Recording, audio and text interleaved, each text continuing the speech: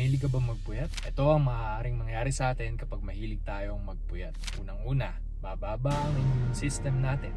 Ang resulta, tataas ang tsansa natin magkaroon ng cancer at infeksyon sa katawan. Tumataas ang tsansa nating matakin sa puso at ma-stroke. Nakakataas din ito ng blood pressure.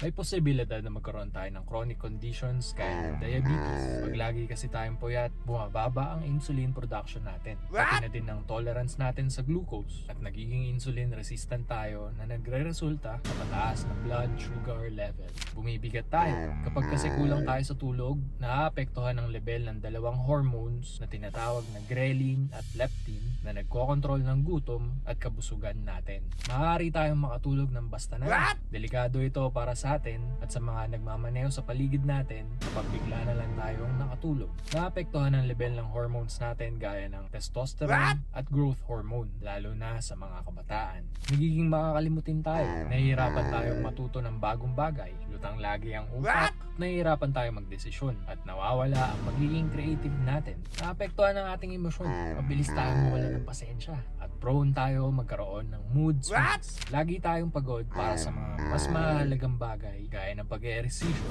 Ang huli, nagiging at risk tayo sa aksidente at sa pagtumba. Nakakaapekto kasi ang tulog sa ating balance at coordination. Grabe na dudulot ng puyat sa atin, no? Kaya kung gusto mo ng tips para magkaroon ka ng quality sleep, comment ka ng yes. Pag-usapan natin yan sa susunod na video. Huwag kalimutang i-share at mag-follow para sa marami pang health tips.